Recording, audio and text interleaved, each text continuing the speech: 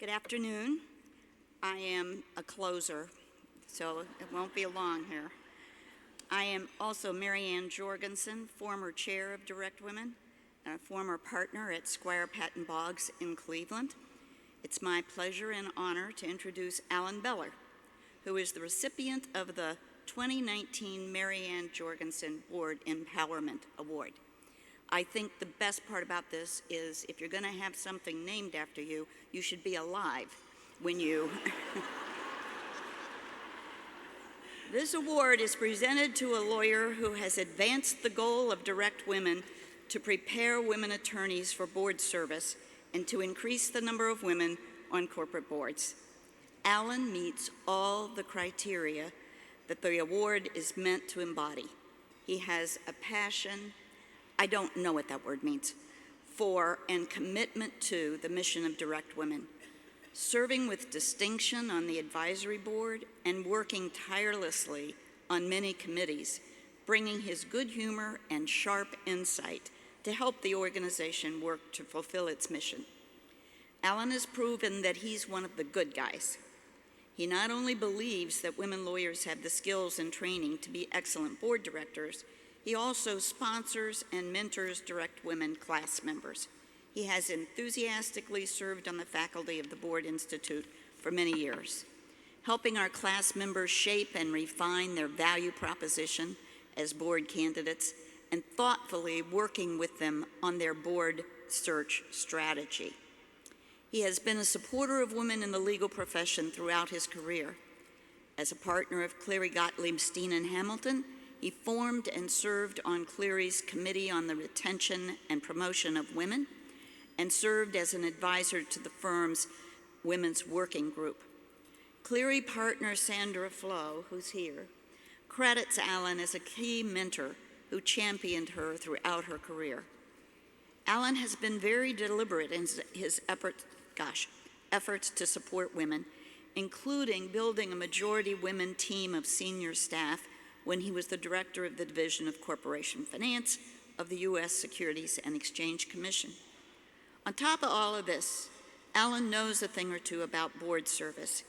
He is currently on the board of Travelers and serves on their audit and risk committees.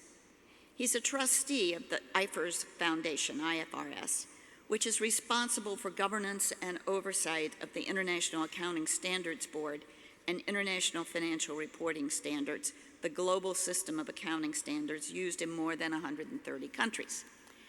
Alan has been recognized by many organizations for his work, including the Leading Lawyers U.S. Hall of Fame in 2017, Who's Who Legal's Most Highly Regarded Individual in 2011 and 2012.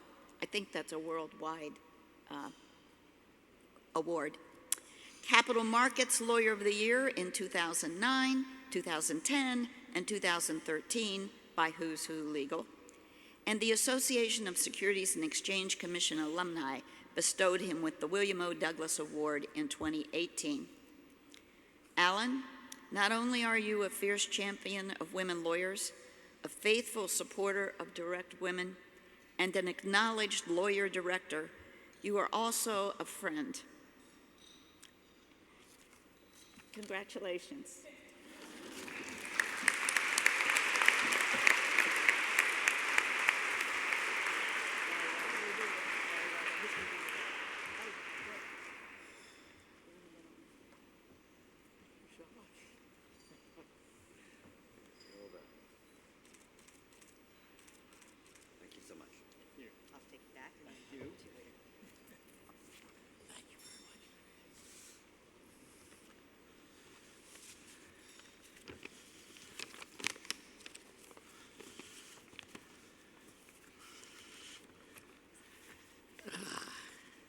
This is how messed up my eyes are. Most people put their glasses on to read. I take them off.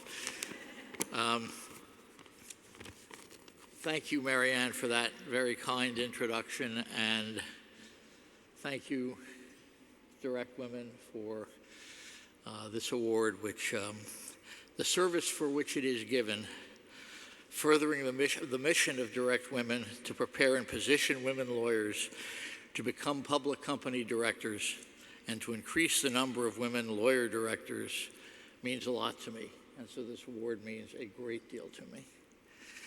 A wonderful part of receiving this award for me is that it is named for, and I am receiving it from, Mary Ann.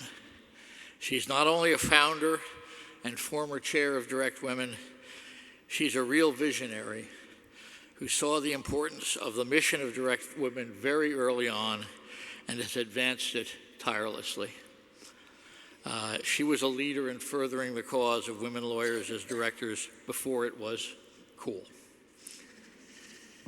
Over my more than 10 years with the organization, I have worked with many talented women, including past and present leadership, too numerous to mention. But in addition to Mary Ann, two in particular have been a big part of my DirectWomen journey for a very long time. Honoree Sale, right here, and Bobby Liebenberg, who unfortunately is not with us today. I want to thank them both for all that they have done for the organization and for me. Thank you. I became involved in DirectWomen following my return from a 4-year stint as Director of Corporation Finance at the SEC. Whereas Mary Ann mentioned, I partly inherited but largely developed a superb senior staff, more than a majority of which was comprised of talented women. On my return to the law firm environment, including my firm, and to observing the senior ranks of corporations, the underrepresentation and underappreciation of women was a disconnect. I became involved in women's initiatives at Cleary, but I was also attracted to what was then the pretty novel concept advanced by DirectWomen. Senior lawyers and senior women lawyers should be seen as promising pools of potential directors, but they were not, and even then, they are not to the degree that they should. They are not the old boys that still dominate too many boards. And board selection processes, worse still, they are lawyers, naysayers, obstructionists, fuddy-duddies, conservatives. Not all lawyers would make good directors. So what? Not all CEOs or former CEOs make good directors. I hope no one in the room disagrees with that statement. And yet, there are still plenty of them on boards. The fact is that there is a pool of senior women lawyers that should be considered as top-notch board candidates. Women lawyers who are strategic thinkers, leaders who can manage or oversee management of large enterprises and complex ones, straight thinkers who can be both decisive and calming in time of crisis, persuasive speakers and good listeners, good colleagues who can also be skeptical and push back, experienced professionals with an industry or other background that fits a board or company need. People with these characteristics should be what boards, nominating committees, CEOs, search firms, and investors should be seeking out as board candidates, sometimes in addition to, and sometimes instead of CEOs, cyber or digital experts, former audit partners, and the other current checklist categories.